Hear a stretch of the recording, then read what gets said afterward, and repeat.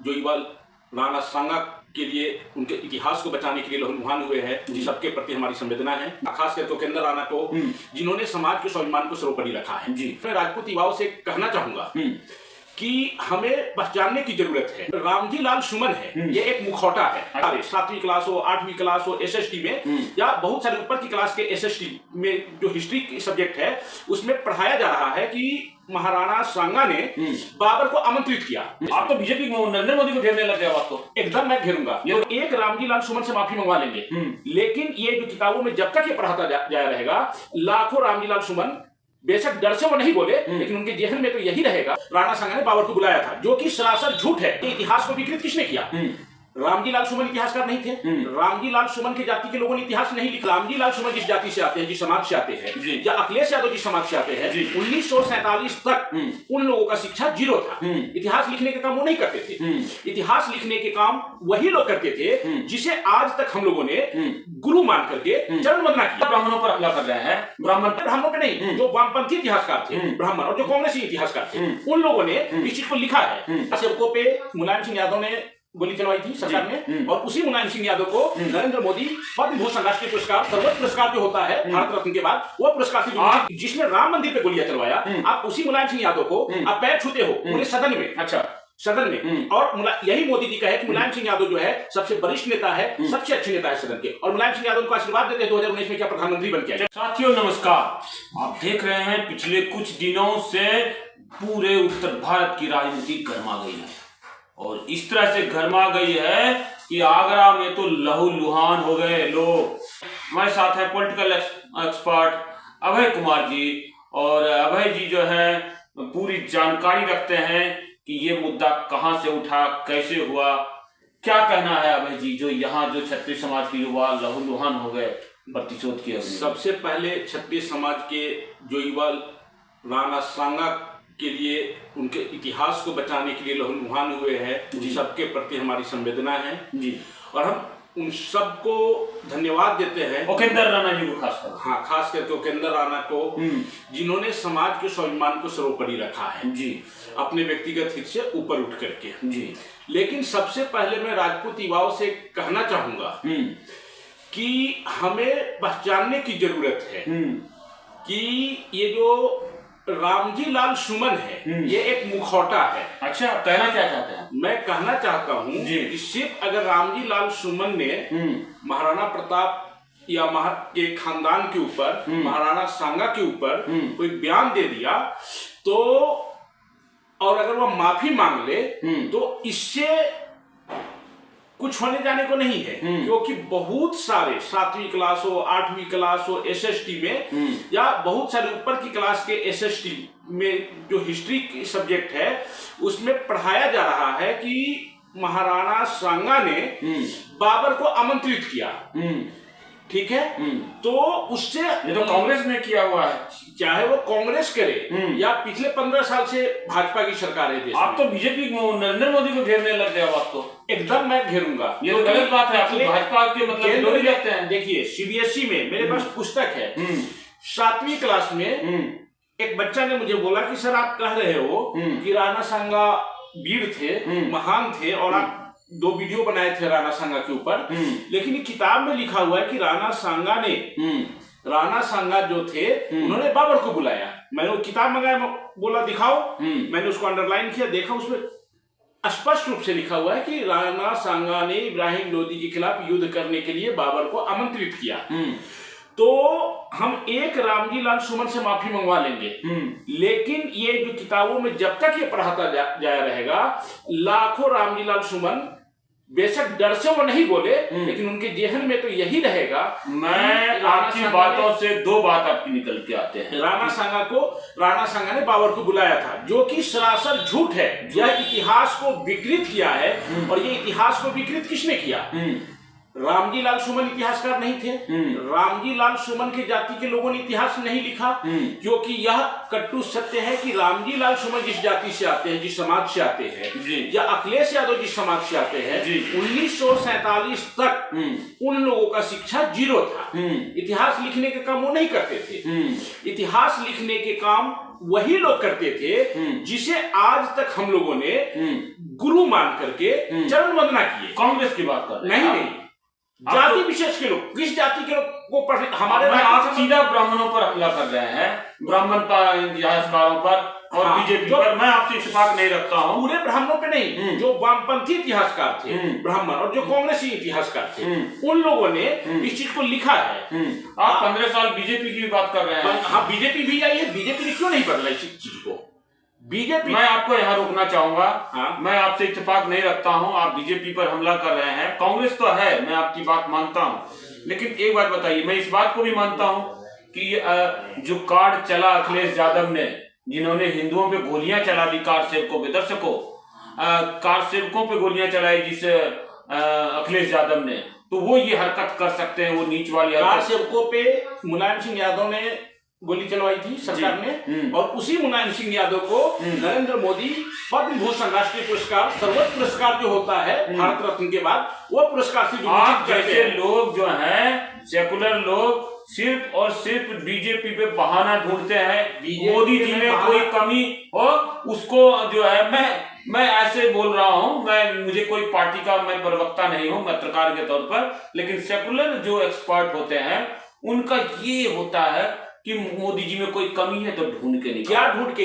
जिसने राम मंदिर पे गोलियां चलवाया, आप उसी मुलायम सिंह यादव को आप पैर छूते हो पूरे सदन में। अच्छा, सदन में, और यही मोदी जी का है कि मुलायम सिंह यादव जो है सबसे वरिष्ठ नेता है, सबसे अच्छे नेता है सदन के, और मुलायम सिंह यादव उनको आशीर्वाद देते हैं 2019 में क्या प्रधानमंत्री बन के आए। चलिए, हम बात को दूसरे बढ़ जाएगा। आप बहुत एक्सपर्ट है, नॉलेज है आपके पास, हम जानते हैं मोदी जी को घेरने की इच्छा रखते हैं आप, लेकिन ये बात बताइए कि आज जो युवा राजपूत घायल हुए, तो उसमें तो समाजवादी पार्टी जिम्मेवार है ना, उसमें बीजेपी कहाँ जिम्मेवार है? मैं राजपूत युवाओं को कहीं से गलत नहीं ठहरा सकता हूँ। ये नहीं, उस पे मैं सहमत हूं। बार बार अगर किसी के पूर्वजों पे आघात पहुंचाया जाएगा, प्रतिघात पहुंचाया जाएगा ब्राह्मणवादी सोच के लोगों के द्वारा, संघी सोच के लोगों के द्वारा, और ये जो यूपी में जो घटना घटी है, इसको आप अगर दूसरे वे में देखोगे तो आपको सबसे पहले जाना पड़ेगा महाराष्ट्र में। महाराष्ट्र का सीएम ब्राह्मण, उसने औरंगजेब के मामला को छेड़ा, उसके बाद वहां पे जब औरंगजेब का मामला आया और मुसलमानों ने जब प्रतिकार किया, तो वहां के बीजेपी और संघ मुसलमानों के सामने सर झुका करके हथियार डाल दिया। आप क्या कीजिएगा, मुसलमानों से गठबंधन कीजिएगा क्षत्रिय समाज का? नहीं, मैं पहले बता रहा हूं।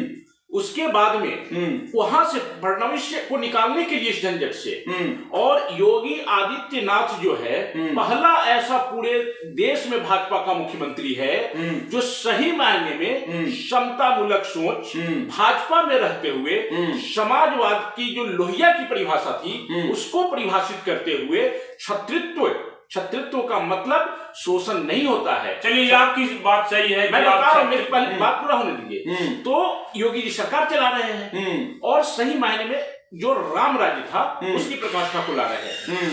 जो अखिलेश यादव और अमित शाह और मोदी जैसे पूंजीवादी भ्रष्ट सामंती तत्वों को खटक रहा है, और योगी को हटाया कैसे जाए, तो ये मुद्दा अमित शाह बार बार ये करता है। चलिए, चाय भी ले लीजिए साथ। तो अमित शाह ने जी अखिलेश यादव के साथ जी आंतरिक गठजोड़ करके अखिलेश यादव को इस बात पे मैं सहमत हूं, अखिलेश यादव दोषी है, पर बीजेपी और अखिलेश यादव में गठबंधन है। मैं इस बात को नहीं मानूंगा जब तक आपको जब रूपाला ने, गुजरात के रूपाला ने राजपूत की हमारी माता पद्मनी के जौहर पे जब उंगली उठाया, उस समय मोदी जी ने कहा रूपाला का टिकट काटा। माता पद्मिनी के जौहर पे जो उंगली उठाया, हमारे छत्रवानियों के जौहर पे जिसने उंगली उठाया, जिस रूपाला में, जो मोदी जी का करीबी है, हो सकता है कोई मजबूरी होगी। क्यों टिकट नहीं काटा उसका? मजबूरी होगी कोई? क्या मजबूरी हो सकती? कुछ नहीं, सब समाज को लेके चलना नहीं। क्यों समाज को लेके चल? तो अखिलेश जी की भी आप कह सकते हो मजबूरी हो सकती है रामजी लाल सुमन के मामले में, वो क्यों हटाए जब मोदी आपका नहीं हटा सकता है? भाजपा का जो मेघावाल सांसद है, जिसने हमारी मीराबाई, जो कि धार्मिक आस्था का प्रतीक है, और उसको सिर्फ छतरानी होने के कारण उन पे उंगली उठाता है, उस मेघावाल को क्यों बर्खास्त नहीं किया? उसको मंत्री पद देकर के बैठा हुआ है मोदी सरकार। इस बात को दर्शकों ध्यान में रखना है कि अगर जो अभय जी हैं, अभय सिंह जी हुए, अभय कुमार ही लिखते हैं, ये मैं अभय सिंह जी बोलता हूं इनको, क्षत्रिय समाज के बिल्कुल दलित और क्षत्रिय गठबंधन, इनको बड़ा प्यारा जो है इनका स्लोगन है। और ये चंद्रशेखर और सतपाल नवाब मायावती जी के पूरे जो, और मैं तो कहता हूं कि ये पूरा का पूरा षड्यंत्र जो था, ये अमित शाह, मोदी और अखिलेश यादव का गठजोड़ के दायरे में हुआ जी। और क्षत्रिय को और दलितों को लड़ा करके जातीय उन्माद फैलाना उद्देश्य था, जिसमें मैं धन्यवाद देना चाहता हूं बहन मायावती जी का, सतपाल सिंह तंवर का, उसके बाद भीम आर्मी के चंद्रशेखर का, जिन लोगों ने आगे बढ़ के कहा कि किसी भी समाज के महापुरुषों पे अमर्यादित टिप्पणी करना गलत है, ये दलित वर्सेस ठाकुर नहीं है। उसके बाद जब अखिलेश यादव इस मुद्दे पे हाशिए पे चले गए, पिछड़ते हुए दिखे, तो उन्होंने दलित का राग अल्पा, लेकिन दलित समाज जो है अब शिक्षित हो रहा है, दलित समाज जागृत हो रहा है और दलितों को यह पता है कि दलितों का हित क्षत्रियों के साथ है और क्षत्रियों को भी यह समझ जाना चाहिए कि हमारा हितैषी वो दलित है। दलित शब्द ही नहीं था हमारे, ये इस बात से मैं अभी सहमत हूँ आपसे। क्षत्रिय शासनकाल में, पहले मेरी बात सुन लीजिए, पूरा हो जाने दीजिए। क्षत्रिय शासनकाल में दलित शब्द ही नहीं था, अछूत शब्द ही नहीं था। राम और हनुमान, जब राम और समाज के अंतिम पैदान पे खड़े मूल निवासी वनवासी हनुमान और सुग्रीव की जोड़ी जब रावण पे चढ़ाई करता है और रावण का वध करके आता है, तो वह क्षत्रिय और आदिवासी का ये था। महाराणा प्रताप को आदिवासी ने, भीलों ने, बिहार की मिट्टी में दम ही होता है। बिहार के पॉलिटिकल एक्सपर्ट हैं और जो है मुजफ्फरपुर के रहने वाले हैं, तो ये तो दबने वाले हैं नहीं। मैं ब्राह्मण समाज के ऊपर कभी टिप्पणी नहीं कर रहा, ब्राह्मण समाज के ऊपर टिप्पणी नहीं कर रहा हूं, लेकिन मुझे एक चीज का चिढ़ है कि ब्राह्मण समाज ने ही राजपूतों को खलनायक बनाया। मान सिंह, जिस मान सिंह को गाली देने का काम करता है, कुमार विश्वास कहता है युद्ध से नहीं डरते हैं, डरते हैं छलचंदों से। युद्ध में नहीं हारे, हम तो हारे अपने घर के मान सिंह और जयचंदों से। अरे कुमार विश्वास, मान सिंह और जयचंद अगर नहीं होता तो आज तुम्हारी कटी हुई होती और तुम्हारी बेटी बुर्का पहनी होती, जींस पहन के नहीं घूमती। मान सिंह देश के सबसे बड़े राष्ट्रभक्त थे और वो मान सिंह ऐसा योद्धा था राजपूत समाज का, जिसने तलवार के दम पे नहीं, कूटनीति के दम पे इस्लाम को हराया और एक मुगलों का साथ पकड़ करके इस देश से 27 इस्लामिक वंश, लोदी वंश, कुतुबुद्दीन ऐबक वंश, तुगलक वंश, शेरशाह सूरी वंश जो था, उसके बाद में खिलजी वंश को गाजर मुल्ली की तरह कुचल दिया। चलिए मैं इस बात पे थोड़ा सा जयचंद भी देशभक्त थे। हमारा इतिहास गलत लिख दिया इतिहासकार लिखने वालों ने। हमारे समाज के युवाओं को भविष्य में मनोबल तोड़ने के लिए जिस जोधा का कंसेप्ट आया, ये जोधा का कंसेप्ट ब्राह्मण इतिहासकारों का देन है। जोधा नाम का कोई ऐसा चीज नहीं था। मान सिंह की किसी बुआ का या बहन का अकबर के साथ वैवाहिक संबंध इस बात से मैं भी रखता हूँ कि सहमत हूँ कि जो राजपूतानियां साधारण घर की आग में जल जाती थी, छोरे मार लेती थी पेट में, वो किसी से विवाह क्यों करेंगे? अगर कोई विवाह हुआ होगा तो जो है बराबरी का ये है, तो आप समझ सकते हैं कहीं झूठ भी गढ़ा जा सकता है। ये एक विषय है, ये सच में राजपूत है, झूठ ही है। और अगर मोदी राजपूतों की हितैषी है तो इतिहास को बदले, सच्चा इतिहास को सामने लाए।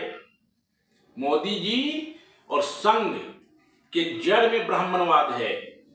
राजपूतों से बड़ा समता मूलक और समाजवादी सोच का नेता आप तो ऐसे विरोध कर रहे हैं, राष्ट्रवादी ऐसे में तो मोदी जी हो ही नहीं सकता है। मोदी जी के खिलाफ राजपूतों को खड़ा कर देंगे तो सरकार गिर जाएगी इनकी। गिर जानी चाहिए, ऐसी सरकार गिर जानी चाहिए। तो आपके योगी जी आजादी के बाद से लेकर के कभी भी जो भारत में युद्ध जो हो रहा था ना, वह धर्म के नाम पे नहीं था। वह इनके साथ महाराणा प्रताप के साथ भी मुसलमान थे कि नहीं थे? बिल्कुल बिल्कुल थे। राणा सांगा के साथ लड़ने वाला जो मेवाती था मुसलमान था नहीं, राजपूत मुसलमान। हाँ, तो फिर था ना, इस्लाम को मानता था ना। तो यह युद्ध मुसलमान कभी भी आजादी के बाद हमारा विरोध नहीं किया। लोकतंत्र जब बना और राजपूत जो हाशिए पे है, वह हमारे राजपूत समाज की जो मन बढ़ू नेता सब जो थे, स्वार्थी नेता सब, उनकी मूर्खता के कारण हो गया। अच्छा, लोकतंत्र बनने के बाद में जिस तरह से राम ने दलितों का साथ निभाया, महाराणा प्रताप जो दलित थे, आदिवासी थे, उनको साथ लेकर के चला।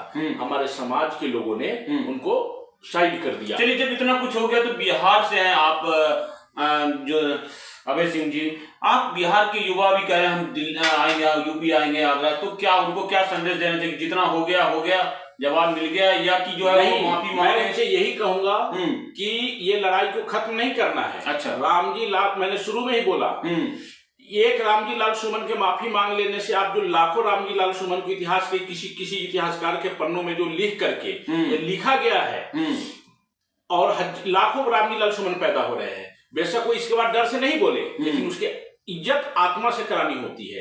किसी को आप धमका दिया रामजी लाल सुमन को, वो डर से राजनीतिक लाभ किया, किसी दबाव में माफी मांग लिया, लेकिन उसकी आत्मा से नहीं निकलेगा जब तक कि इतिहास के पन्नों से इसको नहीं मिटाया जाएगा। इतिहास के पन्नों में एक बहुत बड़ा संदेश दे दिया आपको अभय सिंह जी ने कि अब आपको मुख्य लड़ाई इतिहास की पन्नों में जा करके वहां जो आपके समाज के बारे में लिखा गया है उसके खिलाफ लड़ाई लड़नी है, यहीं पर नहीं रुकनी है। ये लड़ाई लोकतांत्रिक और संवैधानिक होना चाहिए। एक लोकतांत्रिक देश में संविधान के दायरे में किसी लड़ाई को अंततः जीता जा सकता है। हमें भीम आर्मी से सीख लेनी चाहिए कि अम्बेडकर जी का कोई भी मूर्ति तोड़ता है, किसको तोड़ने वाले के घर पे भीम आर्मी कभी नहीं जाती है। वो कहाँ किसका घेराव करती है? जिला सचिवालय का। वो घेराव किसका करती है? थाने का।